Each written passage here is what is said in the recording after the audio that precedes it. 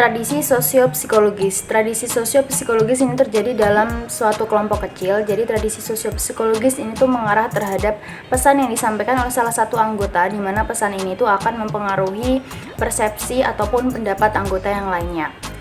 Di dalam tradisi psikologis ini tuh juga terdapat juga analisis proses interaksi, di mana analisis ini tuh lebih mengarah kepada isi pesan yang disampaikan oleh salah satu anggota, sehingga pesan tersebut mengapa kok bisa mempengaruhi persepsi anggota yang lainnya.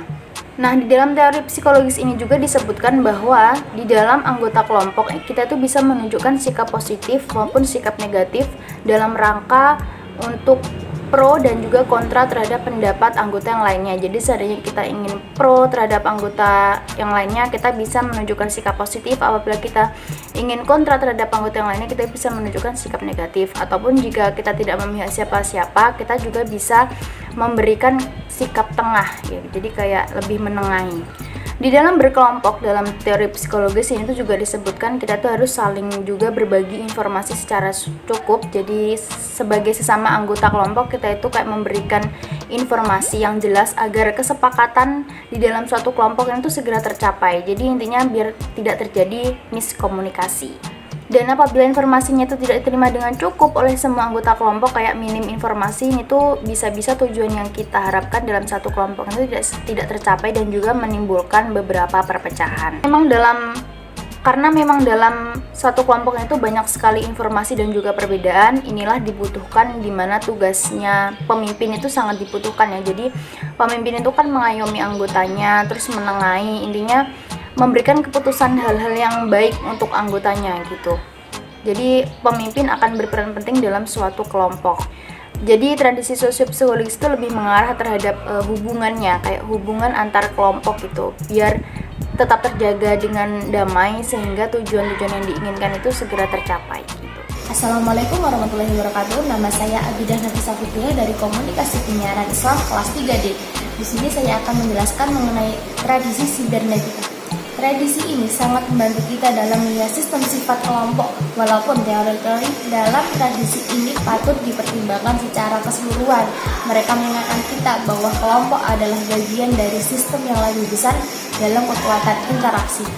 Yang pertama adalah teori kelompok terpercaya. Kelompok terpercaya memiliki dua karakteristik batasan yang dapat ditembus dan mereka saling ketergantungan dengan lingkungan. Batasan kelompok yang dapat ditembus berarti bahwa apa yang didefinisikan sebagai di dalam kelompok dan di luar kelompok tersebut terkadang tidak jelas, selalu tidak tepat, dan sering berubah. Batasan kelompok yang dapat ditembus berarti sangat jelas ketika Anda menyadari bahwa anggota adalah bagian dari kelompok. Mereka akan masuk pada peran kelompok dan karakteristik yang dibangun dari kelompok lain. Lebih jauh lagi, sebagai seorang anggota kelompok, Anda jarang mewakili diri Anda, malahan Anda mempertaruhkan minat orang lain. Di luar minat akan mempengaruhi apa yang Anda lakukan dan apa yang Anda katakan di dalam kelompok. Dan yang kedua adalah model input proses output. Kelompok ini sering dipandang sebagai sistem sibernetika di mana informasi dan pengaruh datang kepada kelompok. Kelompok mengolah informasi dan hasilnya berputar kembali untuk mempengaruhi orang lain. Bersama dengan itu, dikenal sebagai model input proses output. Berdasarkan pendekatan kelompok balas, model ini menunjukkan bahwa tugas kelompok dihadapkan dengan dua masalah rintangan. Tugas dan rintangan antar personal. Rintangan tugas adalah kesulitan yang didatangkan oleh kelompok dalam mengerjakan tugas seperti perencanaan sebuah peristiwa, menyetujui kebijakan, atau menyarankan solusi dan menitik beratkan pada alternatif. Sekian dari saya, kurang lebihnya mohon maaf. Wassalamualaikum warahmatullahi wabarakatuh.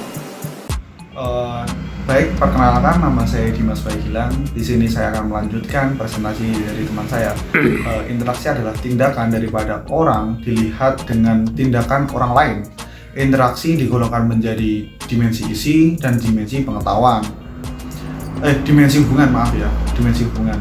Vassar mengutip 4, yaitu pertama orientasi, kemudian konflik, yang ketiga adalah penguat, yang ketiga adalah kemunculan, yang keempat adalah penguatan.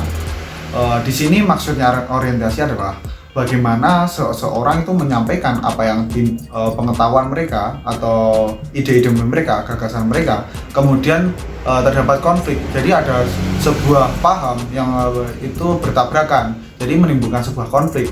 Kemudian adalah kemunculan di sini adalah prasangka kerjasama manusia yang kuat mempertahankan pandangan.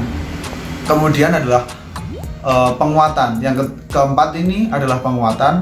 Penguatan di sini maksudnya adalah penguatan keputusan kelompok, menguatkan dan menerima penguatan dari anggota kelompok. Jadi artinya penguatan di sini adalah penambahan argumen-argumen yang menguatkan sebuah pandangan dari orientasi tadi. Pembuatan keputusan dalam kelompok menggolongkan interaksi sebagai hal yang cepat berubah dari waktu ke waktu. Kemudian ada modifikasi keputusan. Modifikasi keputusan di sini yang dimaksud adalah dalam orientasi atau usulan dari satu orang kemudian orang lain itu digabungkan, jadi dimodifikasi sehingga menghasilkan orientasi yang baru atau pendapat yang baru.